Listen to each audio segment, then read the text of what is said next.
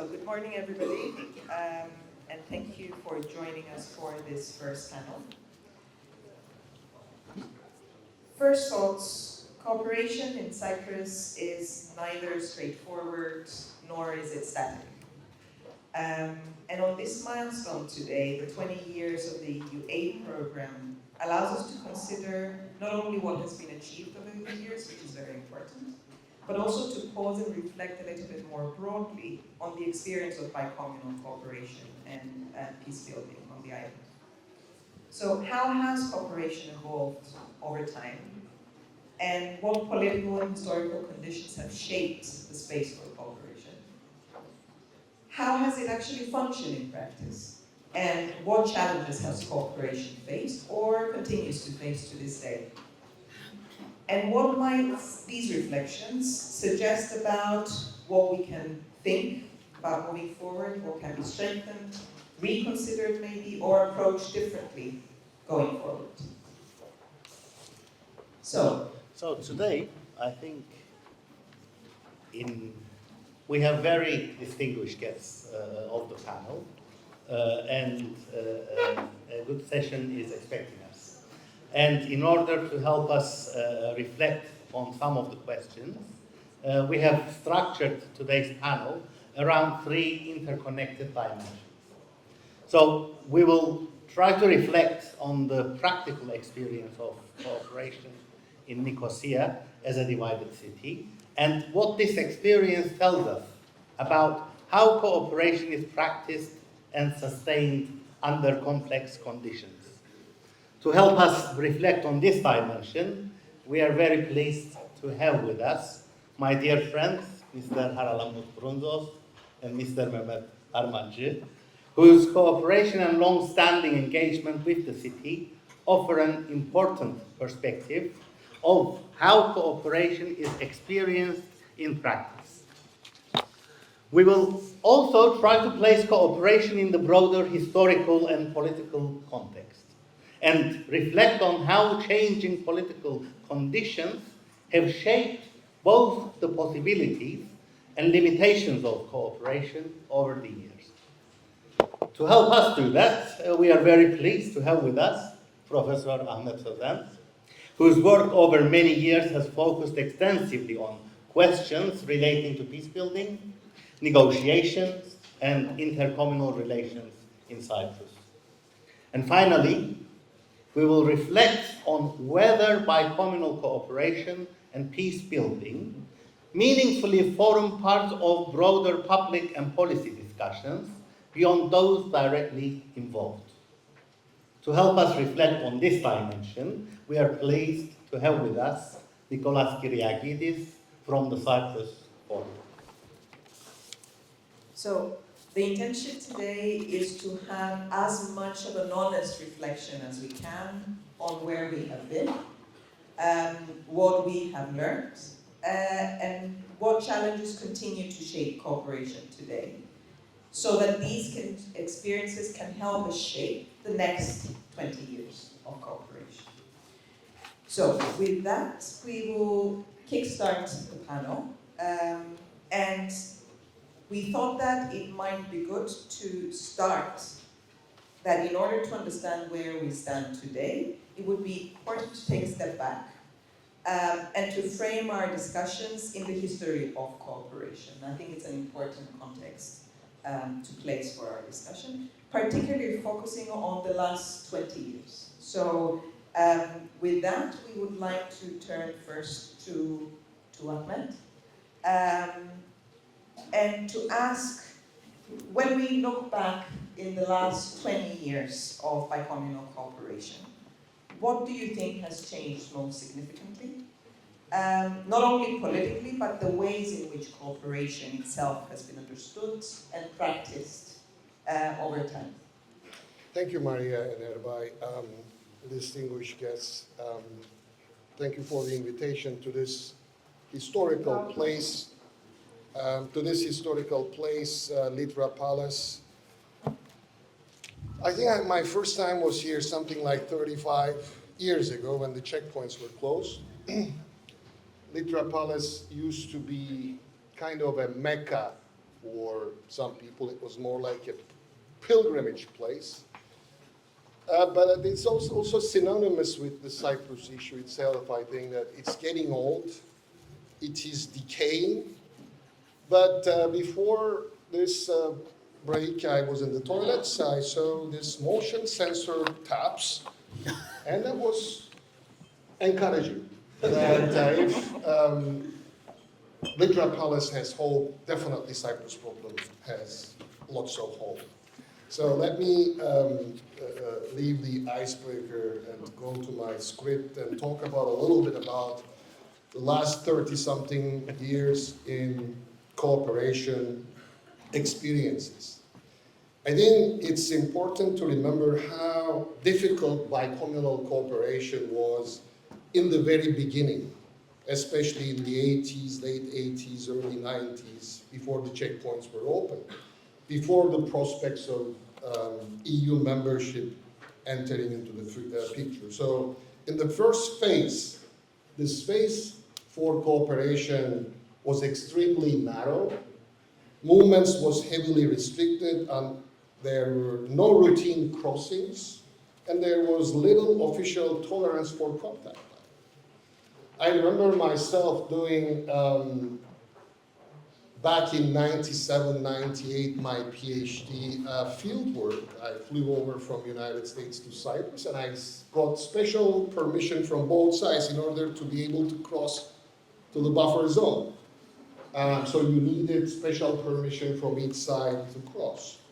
So under those conditions, any form of bicommunal engagement required not only conviction, but also personal courage. A small number of people, activists, academics, journalists, and civil society actors went to considerable lengths to meet in the buffer zone. And Litra Palace was, as I said, like a mecca. They had to seek special permissions, navigate bureaucratic and political obstacles on both sides, and accept that what they were doing might be viewed with suspicion at home. So people like myself could be regarded and labeled like traitor in their own community by simply engaging in cooperation with the other community. Yet despite all this, they insisted on keeping channels open and on providing that dialogue across the divide was possible.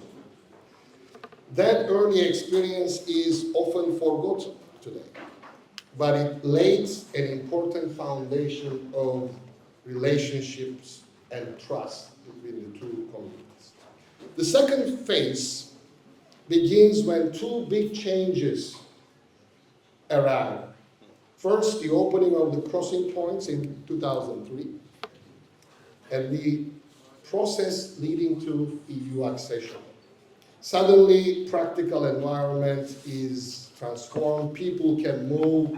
They can see each other everyday realities. They can imagine a shared European framework. This period sees a significant expansion and diversification of bicommunal cooperation. We witness more organized projects in the fields of education, culture, media, emergence of joint NGOs and research initiatives, and growing efforts to connect citizens' voices to the peace process. The EU aid program for the Turkish Cypriot community became an important enabler in this period. Not only financing projects, I think, but also sending a kind of political signal that working together across the divide is legitimate and valuable. And over time, then we move into a phase of what we can call partial institutionalization of cooperation. By that I mean that some forms of cooperation becomes more structured and embedded in our political and social landscape. We see technical committees under the UN umbrella, platforms like Cyprus Dialogue Forum, long-term dialogue and research projects, and deeper cooperation at the municipal level, of course, in Nicosia and beyond. So bicommunal work is no longer only the domain of a handful of pioneers of the first phase that I mentioned. It becomes a recognized, if still contested though, part of life on the island, not just in the hands of usual suspects. However, the institutionalization comes together with a certain fatigue. Repeated disappointments in the peace processes, in the peace process, the official peace process, cycles of optimism followed by breakdown, leave sections of the society disillusioned. In some narratives, bicommunal initiatives are dismissed as only cosmetic, and or as disconnected from the real political issue. So the environment becomes more complex. Now we have more experience and more structures, but also more skepticism and at times more polarization. Across all these phases, broader political context has been decisive in shaping the space for cooperation. When there is visible moment in the peace talks, or when leaders send credible signals of intent, the space tends to get widened. Cooperation gains legitimacy, it attracts resources, and more actors are willing to be publicly associated with it. When the process, the peace process, track one, stalls, then polarizing rhetoric of the leadership dominates, the space of cooperation narrows. But the cooperation never disappears in silence. It becomes more vulnerable and more difficult to sustain, that's it. Now, what is different today compared to early years is that we have now an accumulated infrastructure of cooperation, networks, institutions, practices, and a generation of people with lived experiences of working together. That does not make cooperation immune to political shifts, though. But it does mean that we start from a very different point compared to the pioneers in the early times, when only a handful of people needed special permission to cross. So I'll leave it at that, and we can talk about the political aspects in the second round. Of course. So I think, thank you for that, Ahmed. I think that helps phrase or at least place the discussion, especially on the divided city of Nicosia, within the broader historical context of cooperation that has been marked by those significant historical developments. And I think living on the island of Cyprus, Nicosia is one of the places where cooperation has been more visible throughout the years. And so my question, I'll turn to you now, Mehmet, to ask, Nicosia as a divided city has managed to create a culture of cooperation between its communities. So from your experience, what is it that drives this culture of cooperation? What makes it possible in practice? And what role do geography and practical necessity play? And are these alone enough, or are there other drivers that also become important factors? Over to you, please. So good morning, everyone, and thank you very much for this invitation. I think that Nicosia, being the capital of Cyprus, obviously carries a distinct weight in terms of its role in social, economic, and political affairs in the Arab Cyprus. And historically, it has been the epicenter of collaboration for two main reasons. One is that you've got the obvious characteristic of a divided city and a capital, which is by itself a huge symbolic factor. It carries a lot of emotional and practical and political weight. But apart from that, it was also the result of two great leaders, which early on, very early on, after the events of 1974, made a very conscious choice to collaborate in an environment that was not very conducive to either peace building or collaboration. At the time, it was normal because emotions were flying even higher than they do today. So Lelos Dimitriadis and Mustafa Kinci were two charismatic leaders that made a very conscious choice. And that is very important because it shows that leadership is very crucial and that geography or the realities of a divided city are not going to do the job by themselves. That's one point that is very crucial. The other one was that the collaboration was structured. And it was structured in a way that made everybody feel comfortable for two reasons. One was that if you look at the structure of the Nicosia Master Plan, which was the guiding force behind this collaboration, the two leaders were specified as the project managers for the collaboration. So, boom, if you look at the minutes of meetings back then, and we should have an event to present the Nicosia Master Plan because I think it was a very useful example. The leaders were mentioned, of the two cities were mentioned in this capacity, representatives of the Turkish Cypriot and the Greek Cypriot community, so no recognition issues, etc. whatsoever.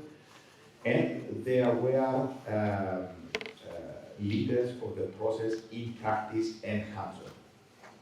So no delegation to third parties, no intermediaries, nothing. Just two leaders holding the process and making decisions.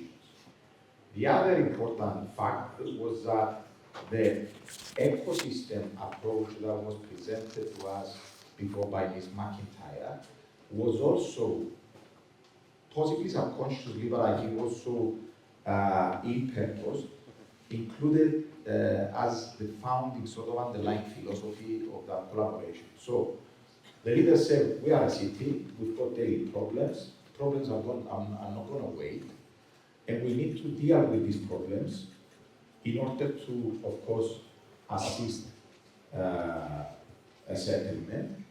But we've got a city that if we have a settlement, we need to operate as a single urban cluster. So with this practical underlying philosophy, they created an ecosystem, number one, of specialists. So there were people with the time, we've got Agni here, I'm very glad to see here, obviously. People with a town planning expertise, people with architectural expertise, people from different disciplines in their scientific capacities. People say their personal capacities, that's wrong in my view. They were in their scientific capacities, and they participated in this framework along with the support of the UNDP, which also funded other experts in order to tackle very specific and specialized issues that need to be addressed during this collaboration.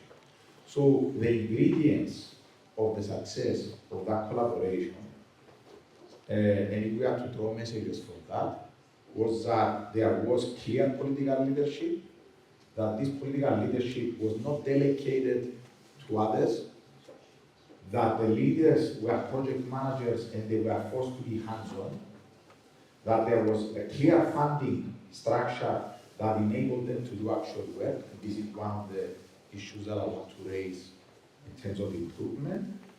And that there were technical experts that had a very clear mandate to implement projects. Fast forward nowadays, do we have a collaboration of this kind? And is it bearing fruit? We have it, we have rejuvenated at city level, but there's also another example, is sitting right there at that table. It's a technical committee for cultural heritage, which again is delivering results with similar ingredients. Yeah. So I think that if we look at the Nicosia example, what we had back in 1979 when the Nicosia Master Plan was established, I think remains absolutely relevant and absolutely crucial to this day. So I'm going to pause here. The next one. Yes. Good morning, everyone. It's a privilege to be here. Sometimes I'm stuck on English, sometimes I'm fluent, but I will be on my heart, don't worry. But whenever I see Erbay, he always reminds me our successes and failures. Because we fought very hard during our young times, and during that difficult times actually, which not the checkpoints were open, we were trying to meet in the Lidra Palace, Pile, or with the special permissions to go to some other places. When we fought hard, because we believed at that time, if we manage to overthrow Mr. Denktash, we will achieve the peace.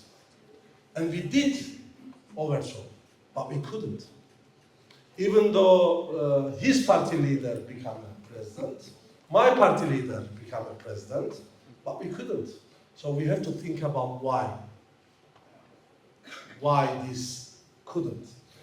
But on Nicosia examples, yes, I have very similar thoughts with my dear friend Hanan Ambos, but I have little bit different approach. Why something functional and something didn't go forward so much. For example, in Nicosia Master Plan, perfect academic, bicommunal work. But there was no interdependency on some issues over there. So each plan derived from the bicommunality after the time. So South became a member of the EU, and with the plan it gets lots of funding to improve. But on the north, we stuck on where we are at the moment and derived from the plan much more because of the necessities, for example. But what worked a lot, the sewage. It's not the beautiful subject to talk about, but it worked because it has an interdependency over there. Both sides has to be collaborate. If we are not collaborate, it will fall down and whole city sink. So whatever we have to do, we have to think about the interdependence. Historically, the municipal corporations is always kind of a trademark of Cyprus. It's a nice example, but we have to be realistic as well. The municipalities is also the keystone of the division as well in 1962.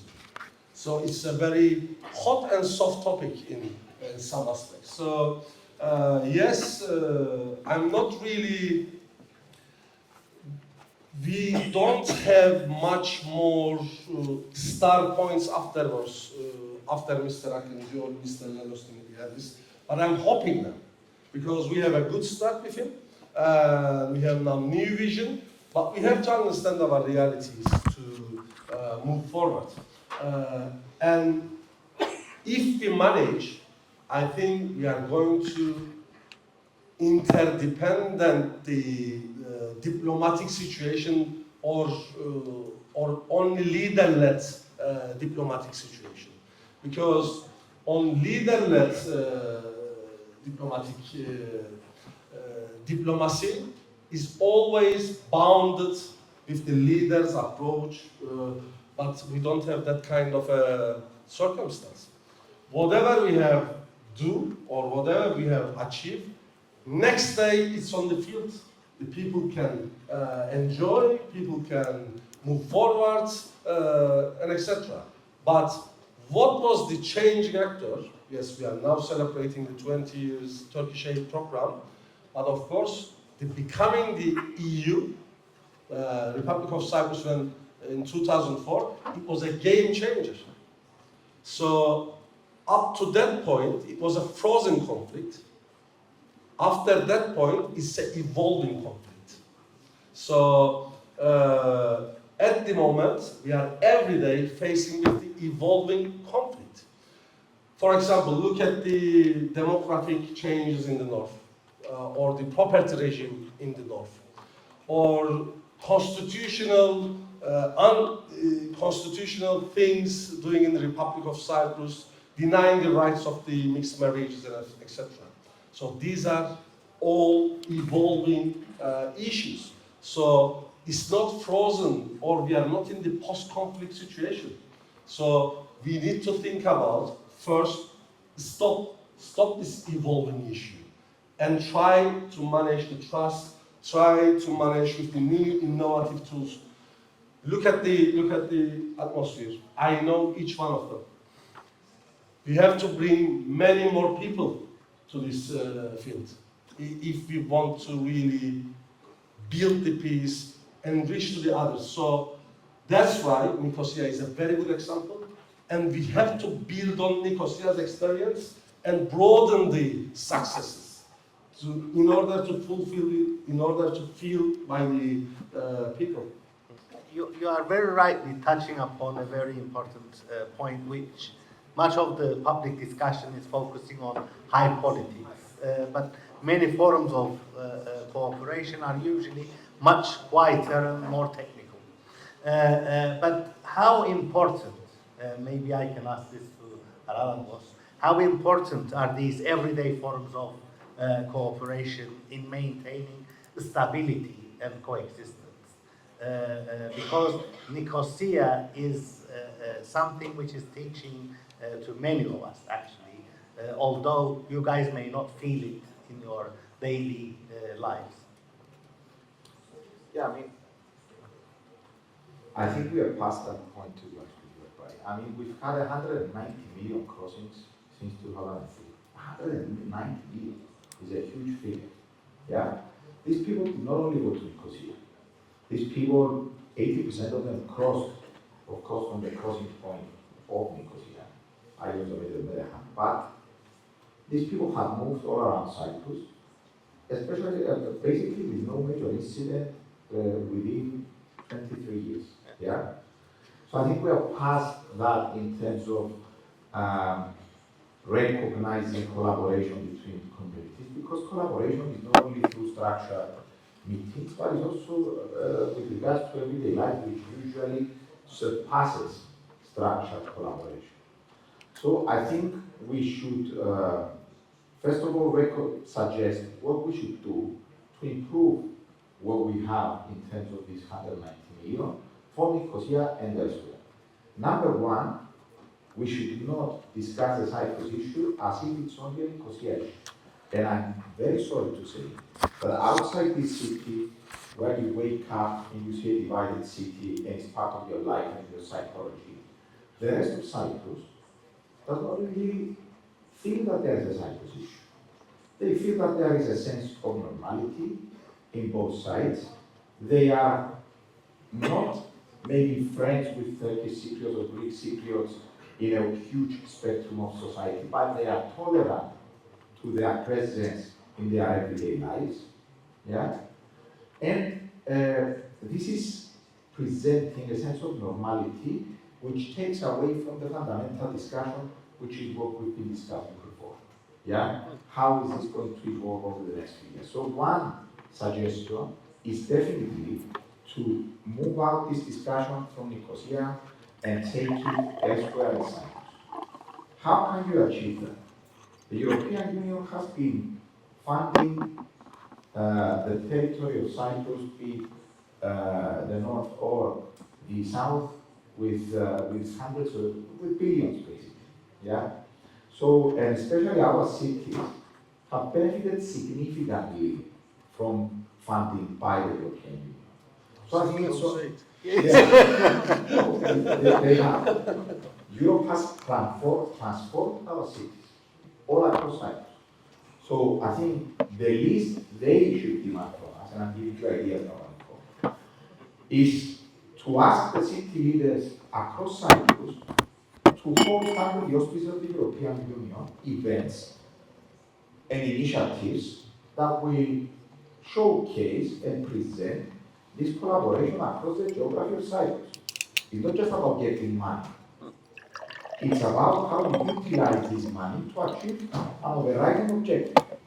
So, Maneko, I think this should be conveyed. That's number one.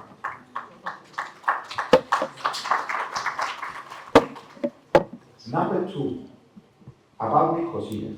The reason why the master plan was successful was not only the leadership and the structure. It was because most of the projects were carried out pre-accession to the EU, pre-2004. A significant number of projects was implemented pre-accession. Why?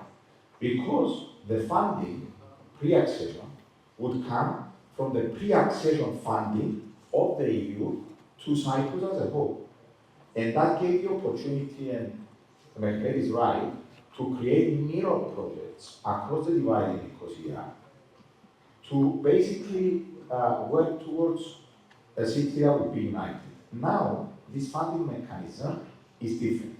We've got the structural funding that comes through regional policy of the European Union, and we've got the funding that comes through the Turkish Cypriot Aid channel, which is basically both sources of funding are prone to A, politics, B, a huge competition inside the Greek Cypriot community and the Turkish Cypriot community of who gets this money. There is a brutal fight how much money each city gets, each organization gets, how much goes to the central government, how much goes to the cities, etc.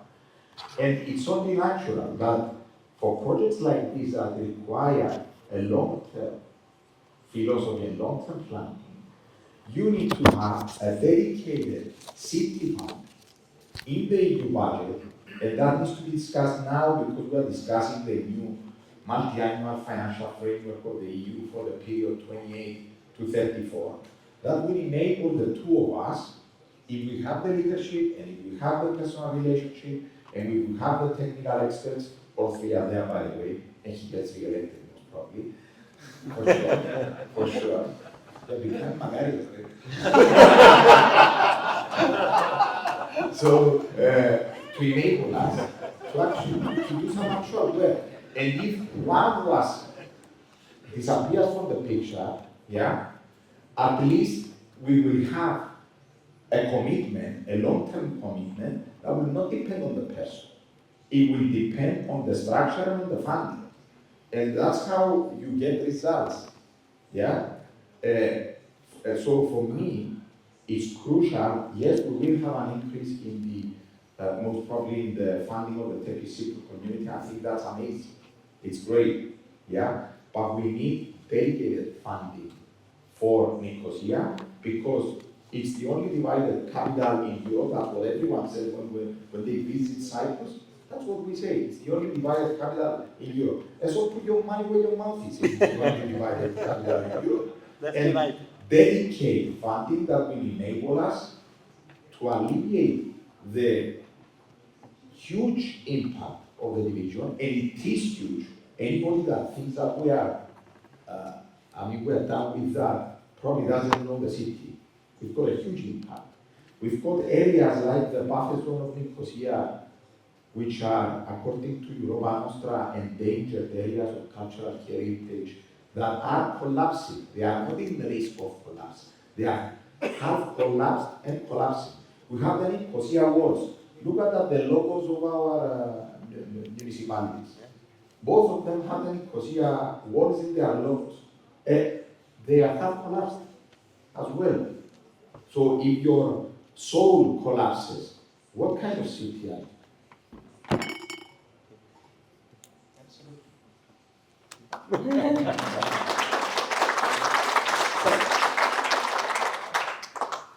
Before we move to Nicolas, I wanted to ask whether Mehmet, you had anything you wanted to add. I think he's totally right about this mirror projects and city funding issue, because Nicosia could not be separated with its cultural heritage, with our common history and geographical position as well. I mean, these are all the things that we need to create a one city in the future, or because we are living in a one geography with two ecosystems, unfortunately, and it's growing very differently. So in order to reduce the cost of the solution, we need to act now. Because if we are not going to act now, it will be like a Germany case. The funding of the solution will be very hard, and the tax, with the taxing and different tools, the çekiciliği, The attraction of the solution will become difficult for the people. So I think, yes, we need to think about outside of the box. Yes, we know the difficulties of the European Union processes. It's very difficult to create different channels on funding opportunities. But yes, indeed, while we are increasing the fund of the, for example, Turkish Civil Aid Program, maybe we can create some different channels for the city, and we have to find the way to reach to the youngsters while doing this. I mean, there is a different phenomenon at the moment. People are not listening to panels and etc. etc. They want different things, different collaborations. And they don't mind what about the recognition or the other things. As long as it serves the benefits of their daily life, they will get this. And if we can deliver this, I think we can guarantee the future generations, or we can get them on the board at least. So yes, cities has a crucial role, and I think Nicosia has much more importance on this geography. Thank you. And I think this naturally brings us to a question for Nicolas, because I think both Ramos and Mehmet raised the issue of engagement with wider publics going also outside Nicosia, also that cooperation needs to go beyond. So our question to you is, how present is cooperation within the wider public conversation and the public debate in Cyprus today? And to what extent do these experiences meaningfully enter really the public discussion? Hi everyone, and thank you a lot for inviting me as well. Bicommunal discussions I enjoy most because in all other policy discussion I participate, I really feel that something is missing. So, and I don't know, usually there is a series of Bicommunal discussions starting during spring, which I don't know if you consider it, but it indeed feels good some hope. And I think we should take a step backwards and reflect on what exactly we want to achieve with bicommunal cooperation. What do we want to achieve? Do we want to cultivate the road for a future solution?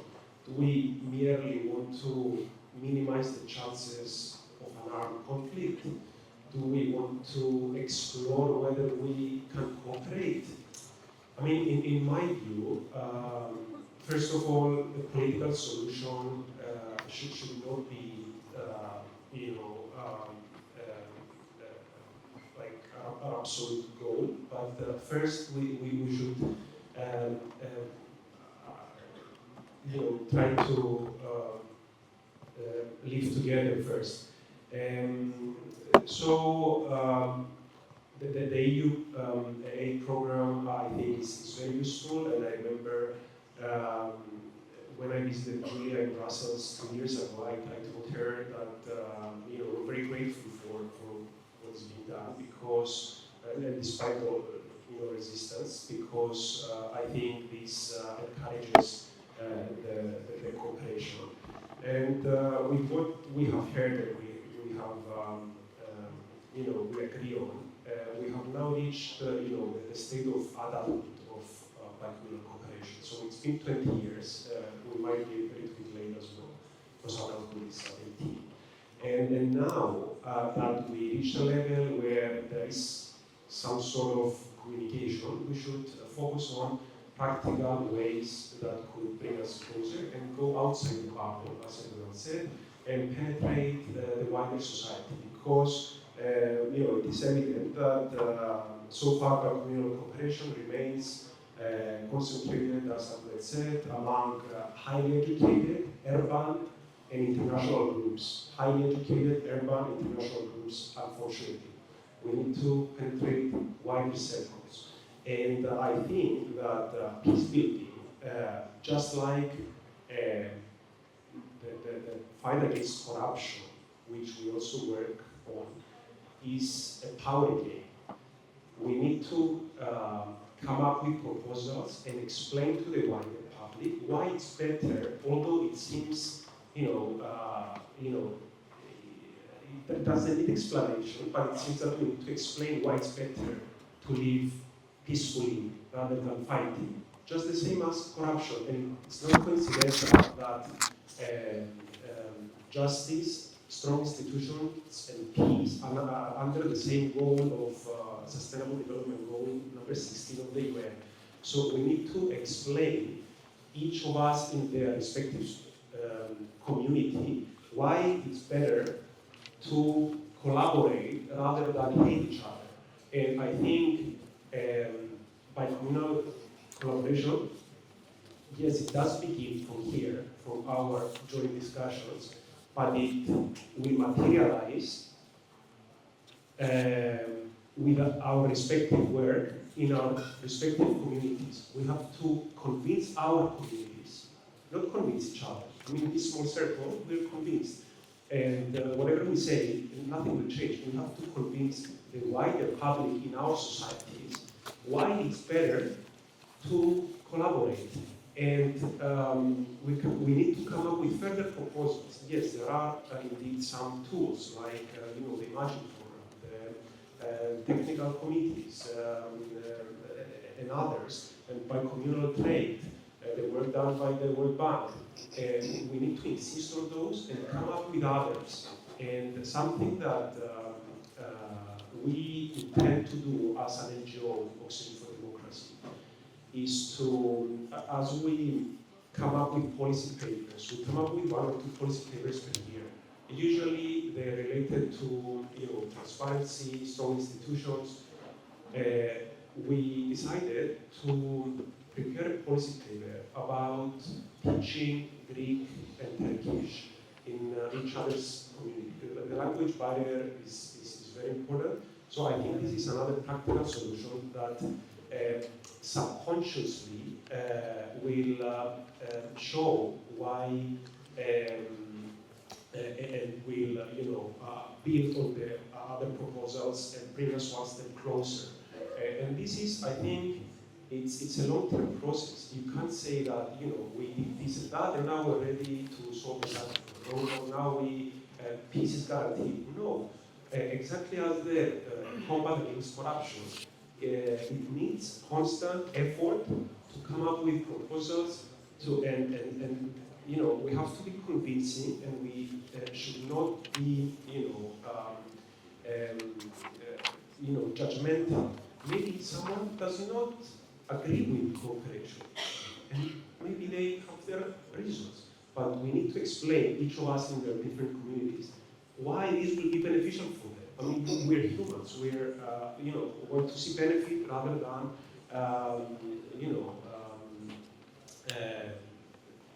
negative development. So this is my suggestion. Come up with practical policy suggestions, each of us in their different, in their respective community, and come each year here and say, past year we did that, and we convinced them to bring this proposal to our institutions.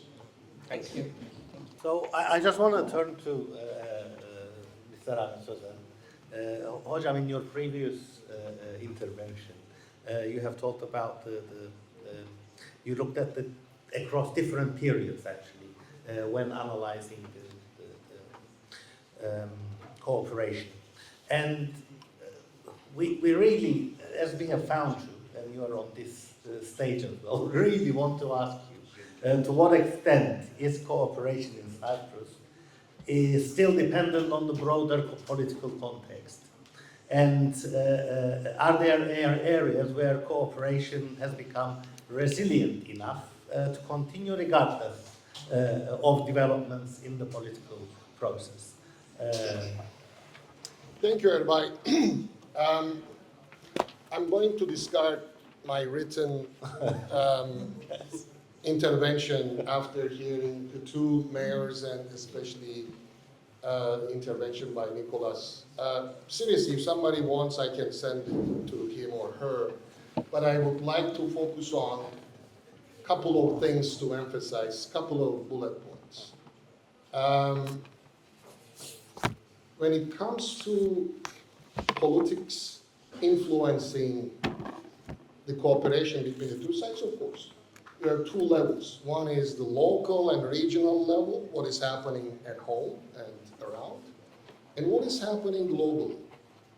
Those will definitely influence. What is happening locally, Cyprus, it's like a thermostat.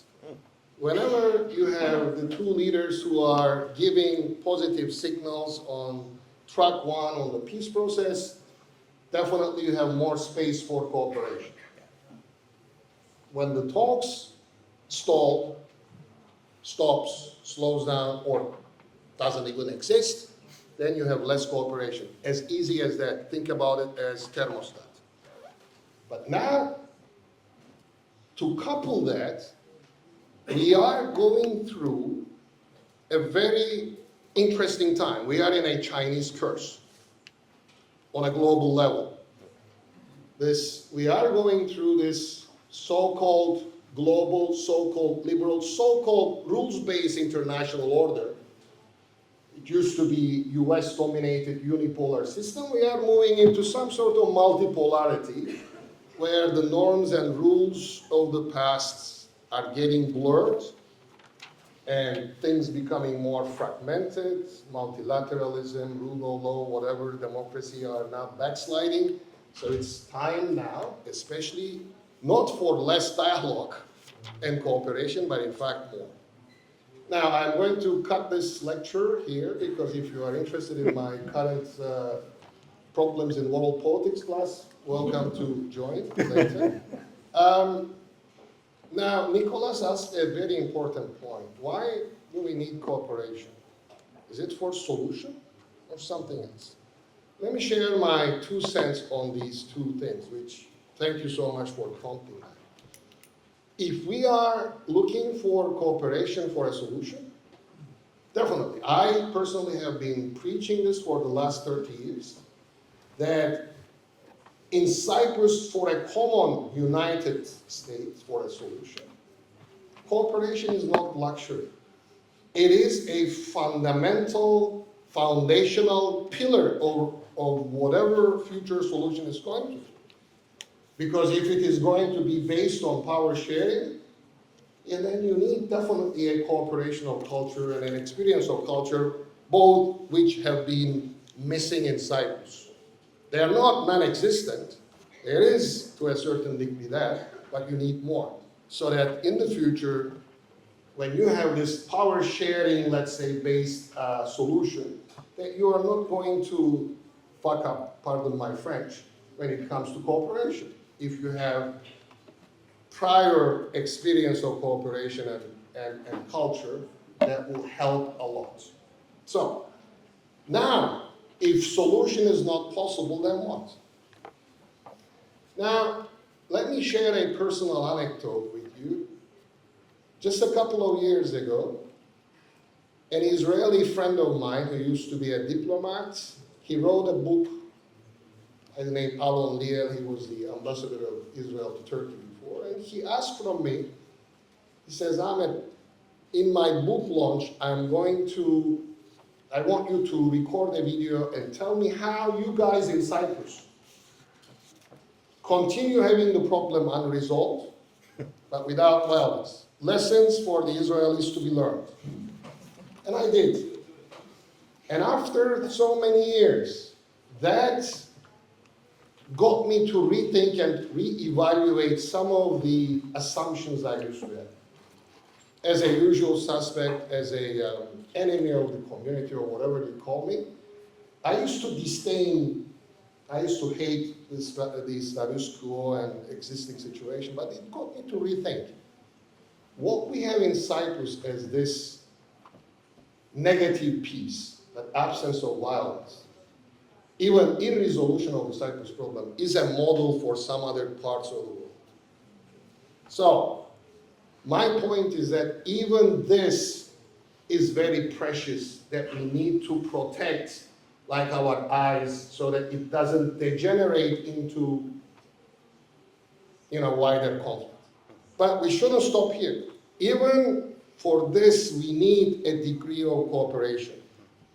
And maybe expand cooperation and call it meaningful dialogue between the two communities and the elites and the decision makers, as well as common people, in order to live in peace, stability, and harmony. So, in that sense, the way I look at it personally, neither cooperation nor meaningful dialogue is a luxury in Cyprus, but it should be a foundational pillar of whether it's going to be a solution or even this negative piece. Yeah. Thank you.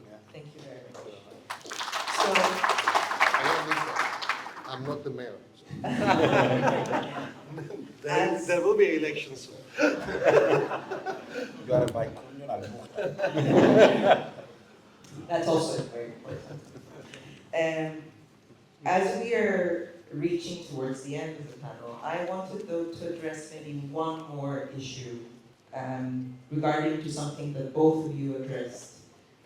You talked about that moving forward we need to look at Nicosia in a more long-term, from a more long-term vision, more long-term strategy, and we need to utilize the opportunities ahead. I wanted, by looking ahead, also taking a step back to say, how do, or what challenges do you foresee in that path, learning from the experience of the past? And maybe now I can start with Mehmet first. Before I get into your question, maybe I just comment on Mr. Sözen's point of view, which is very, I think, important. But I think we have to point out, while we are talking about reconciliation, peace building, etc., we sometimes forget the elephant in the room as well, which is the international actors. We are living in a very fragile geographic position. Just look at the environment that we are living in. And sometimes we force our leaders to do something.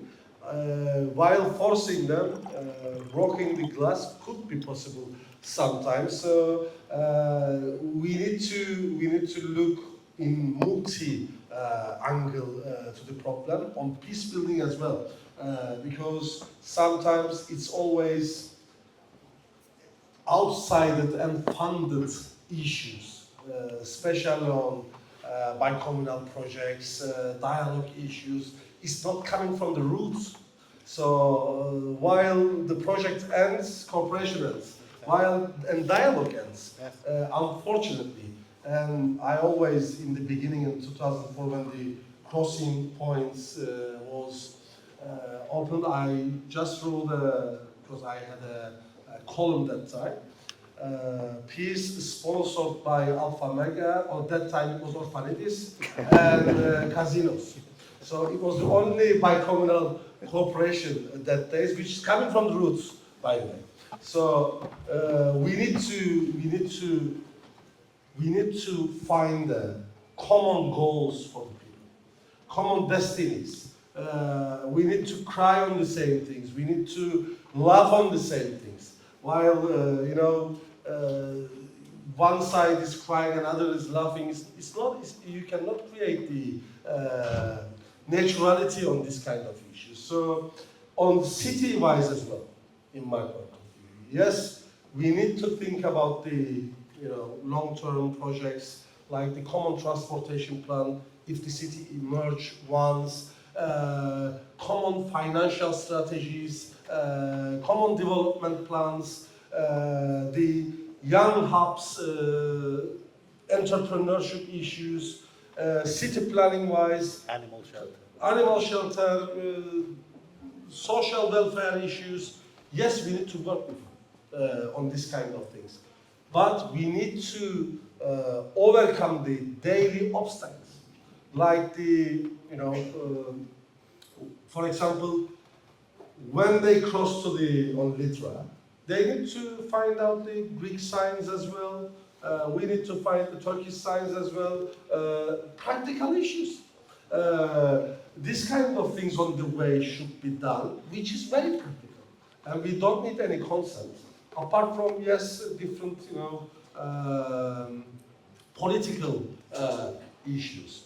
But if there will be fire on somewhere, why shouldn't we have a common strategy or common teams to deliver for psychological reasons? It's not only we are going to make it and all this happen.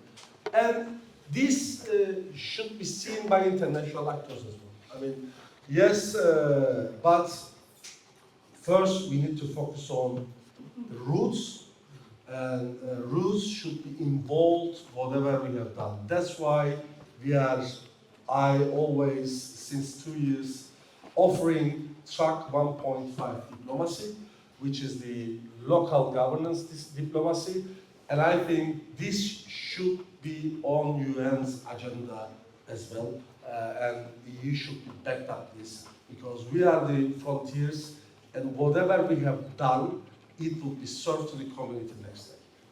Thanks. I'm going to start with Mehmet's final remark, because I think it's very crucial. I hope we have some UN people in the room, and some. First of all, I would like to thank the European Union for whatever it's doing for Cyprus. Stefan, Julia, an honest and big thank you to you, because sometimes I feel like you are trying to help us more than we're trying to help ourselves. I'm going to leave it there. So that's one.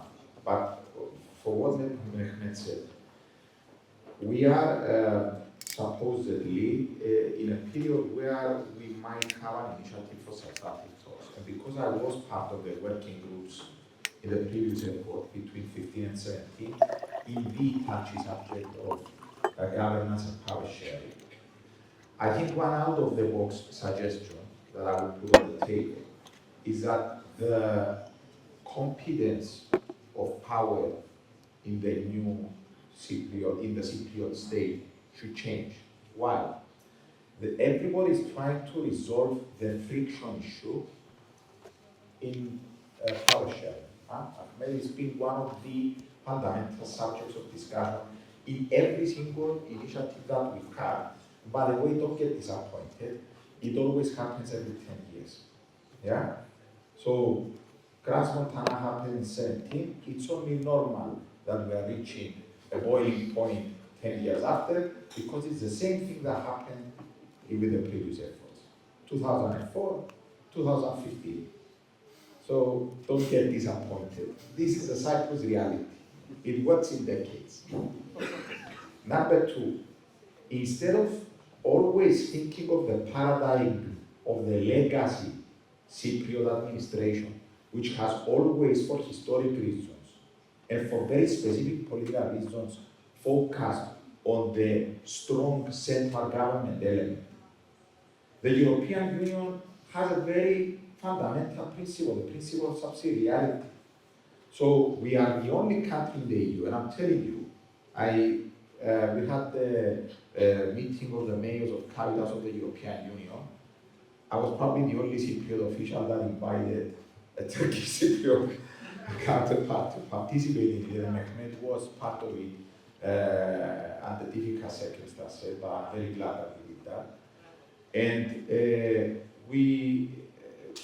when I saw the competences of other city leaders and other cities compared to our cities, it's a very bad situation to be in. We spend 1.06 of the budget on cities, only 117 million. Yeah? You don't want to hear the budget of Zagreb, for instance. It's more than $1 billion. What I'm trying to say is that issues that we are trying now to resolve at central government level in the discussions of power sharing not only can be much easily be discharged with at city level, but the failure of the European Union in certain aspects of the daily lives of people is because it has not paid enough attention to its cities and that is perceived to be very slow in terms of reacting. The daily lives of people happen in cities. Whether politicians of the central political scene accept it or not, this is the reality. So my suggestion would be to change the frame of that discussion in the next round of these substantive discussions and consider how we can resolve this vicious circle of power sharing by discharging more power, not in the constituent states level, but at the level of cities. Yeah? Number two, it's about the grassroots sort of situation. I come from the private sector. I was born after the invasion. Yeah, I was born in 1978. I'm from the private sector. The narrative of the Cyprus issue was coming to a vast extent from the left parties of Cyprus, and it was one of reapproachment. Reapproachment. That was a term utilized and it still continues to be utilized for the last 60 years. Yeah? Society has moved past that. I'm sorry to be very frank about it. But we have to move away from the terminology and the narrative of rapprochement and think about collaboration in more 2026 terms. And these 2026 terms involves the economy much more than anything else. And the irony of the matter is that the only chapter which was closed in every single negotiation in Cyprus negotiations was a chapter of economy and the European Union. And when Archigera Anastasiadis closed both of these subjects with 100% agreement, it was a normal Tuesday. Nothing happened. No major announcement, no major discussion, no celebration about it. People, this is 90% of people's lives. 90%. And we move past it as if nothing happened. We agreed on a single currency. Nothing happened. We agreed on fiscal policy. Nothing happened. This is what worries people 90% of the time. So my suggestion is that, and this is a failure of the, I don't want to get into the field of right-wing parties or whatever, it doesn't have to do with that. But in my view, even the Democratic Rally and other parties that are supportive of a settlement did not articulate a clear narrative of the Cyprus issue. And that is why it's difficult to convince the 50% that sits in the middle. 25% is like preaching to the converted, look at them, everybody's here. Yeah? The other 25%, if you give them Istanbul, they will say no. It's about the 50% that we're talking about. And that 50% is normal people living daily lives, and we should address their concerns at city level with success stories. Yes.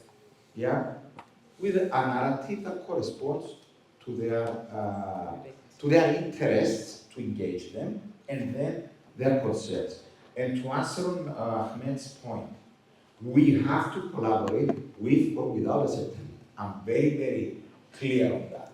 And this statement does not mean that I am content with the status quo. No, there is no such thing as a status quo, first of all. So I cannot be content with something that is non-existent. The status quo is a fallacy, is a situation that gradually evolves, as Mehmet very correctly said, in a dangerous and unpredictable manner. It's affected by external actors, and like we do in our house, When we've got a problem, you don't leave the problem uncontrolled to be dealt by others. You deal with the problem. So, yes, we must collaborate with or without a settlement, otherwise you don't know where the problem will go. We talk about many things, but we didn't mention our historical cooperation with the Pelios and Kanada project. And thanks to the European Union. So as we are reaching the end of the session, while we were planning on taking questions, in order to keep with time, I think we will not do the questions from the audience, but as we're closing the session, I would like to take some last thoughts from each of you as a final takeaway message that you would like to share from the panel's discussion today. I'll start first with Nicolas, and then we go to Ahmed. Yeah, I would just like to make a summary on what we have basically agreed on. We have to collaborate one way or another, with or without settlement. The way forward is practical solutions through policy papers in the two communities to try to convince the 50% why we should collaborate. And I just wanted to add to that we are not reinventing the wheel. This has been the recipe in other armed, in other conflict areas like South Africa, like Bosnia and Herzegovina, like Ireland. We have heard when collaboration becomes normalized within schools, municipalities, economic life, as Mayor said, media, very important, and daily social interaction. And also, even if we achieve that, it's not the end of the road. Collaboration, peace building needs constant effort. Thank you very much. Ahmed, can we get your last thoughts as well? Yeah, you caught me off guard, but let me share three things with you that was surfaced. Some was surfaced here. One was about status quo. Whenever you hear an international expert or a diplomat, mostly they say, "Oh, the status quo in Cyprus is not sustainable." And I go, "No, it has been very sustainable. It's been going on for a very long time." But the thing is, the status quo is not static. So what you have in 74 or 63 or 2005 or 2026 would look much different than what it was. One example is where I currently live. I live in Iskele, but I have a different name for it. I call it Iskelegrad, like Stalingrad. And I'm not going to say why. And look at how that area changed, how the status quo that area changed. Once, I remember I was interviewed on a Greek Cypriot TV, and I said, when they asked about confidence building measures, I was doing, turning the buffer zone as something like that separates people into a space where it unites people, like opening a joint program on peacebuilding, conflict resolution, something like that, that Greek and Turkish Cypriot academics can work together. And the speaker asked, can we do that? I go, well, if we cannot do that, how are we going to establish the whole full-fledged federation in Cyprus? So if we want, and if the political will and using the moment is there, we can. Last thing, I don't look at Cyprus in a metaphor like we need a marriage, because we had marriage before, and I think that that didn't go well. There was one spouse beat the shit out of the other one, and the big brother of that spouse came and beat the shit out. It was a total mess. So what we need in Cyprus, in my opinion, with this cooperation and meaningful dialogue and whatnot is to start with a rational business partnership. Many years ago, I coined the term Belgiumization of Cyprus. This is what we need, and a lot of people are saying, oh, Professor, you got it wrong. Belgium is not a good example of federation. I go, don't insult my knowledge. I know that the Belgians are not particularly the Walloons and the Flemish love one another, but they tolerate and they respect the diversity and the difference and whatnot. This is what we need. Several years ago, remember, there was elections and they couldn't even establish a government for more than 400 days. What happened to Belgium? I think the answer is telling. Nothing. And this is what we need in Cyprus. We will have differences. We will have conflicts, even during the time of a solution. Just like what the keynote speaker said on the Northern Ireland issue. It is a constant thing that needs nurturing. It starts with cooperation and meaningful dialogue. Thank you. Thank you. And we will give the last words to Armand. I think we talked a lot today, but let's finish with some hopes and the expectations, let's say. I think the main thing for us, not for the island, is trust is very important. So while building the trust, we can deliver. And I think we built that trust up until now, and we are starting to deliver with meaningful cooperation. But I mean, yes, solving the Cyprus issue is a big dream, which is not only our, on our hands, but as a pure human, we have some, obligations for our island, to be naive to the other, to be kind to the other, to work together on a good way, and to understand each other's difficulties.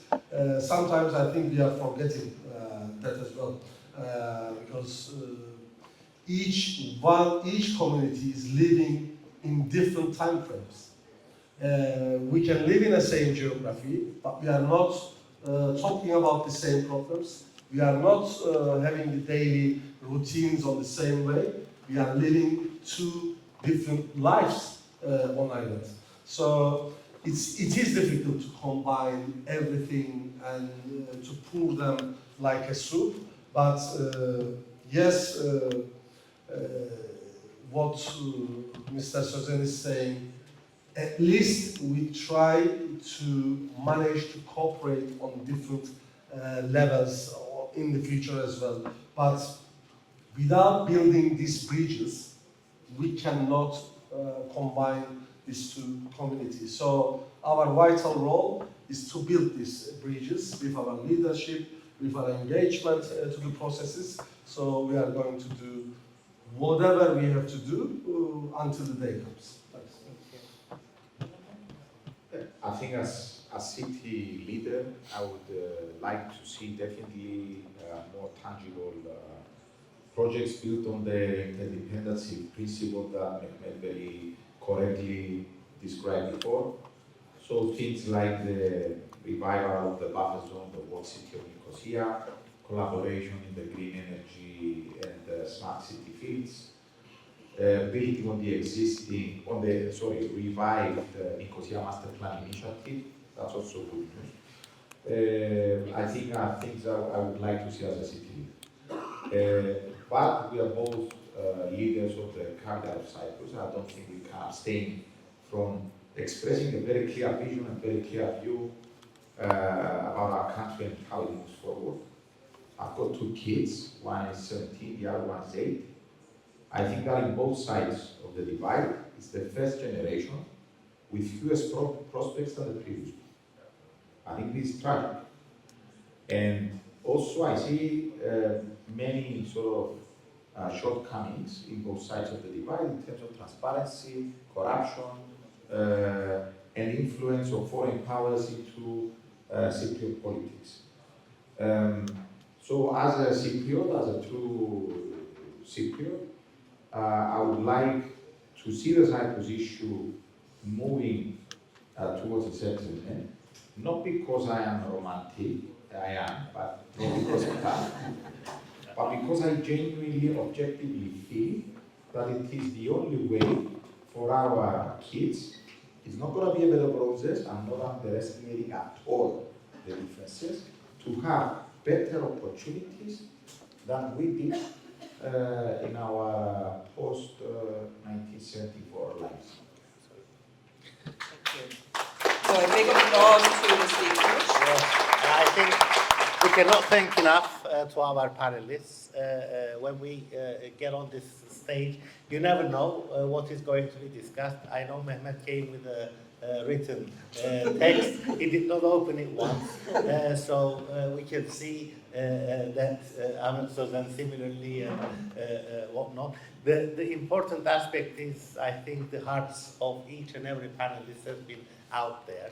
And from our part, consider it an occupational defect maybe, that we don't want these words to get lost as well. We know that this session is being recorded because there has been a lot of out-of-the-box ideas and very important suggestions that has been made, and some of them for the first time that has been made. And the words should not just be up in the air. We need to take a note of them. We need to write them down.